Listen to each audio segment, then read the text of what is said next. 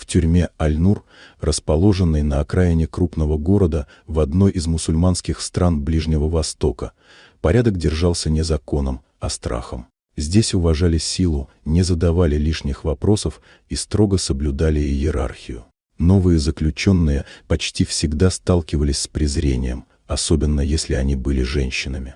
Когда в женское отделение была доставлена арестованная по делу о мошенничестве женщина по имени Амира Халид, никто не обратил особого внимания. Скромно одетая, с опущенным взглядом и уверенной походкой, она не вписывалась в привычный образ преступницы. Но один из охранников, Фарид Аль-Мансур, сразу проявил к ней неприязнь. Он считал женщин в тюрьме слабым звеном, а тех, кто не кланялся и не умолял, дерзкими. Фарид позволял себе унизительные слова в адрес Амиры, указывал на ее положение, заставлял убираться в самых грязных местах и даже однажды с усмешкой сказал: «Ты здесь никто, не забывай, где твое место, женщина». Амира молчала, всегда молчала, но в ее взгляде было что-то, что заставляло других замирать. Она наблюдала, слушала, запоминала. Прошло 3 недели. В один из утренних дней ворота тюрьмы открылись. Вошли машины Министерства юстиции и представители МВД в сопровождении высокопоставленных офицеров службы внутренней безопасности. Во дворе построили весь персонал.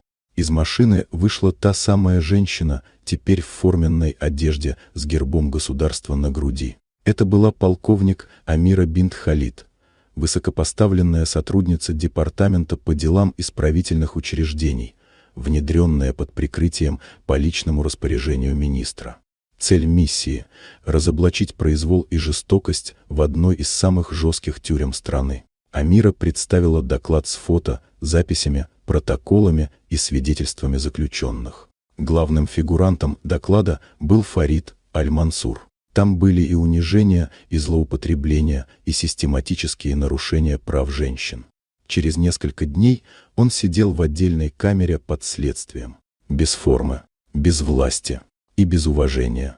Иногда женщина, которую ты унижаешь, может оказаться твоим судьей. Вот такая удивительная история. Дорогие друзья, если вам понравилось видео, поставьте лайк, а также подписывайтесь на канал, впереди еще много интересного.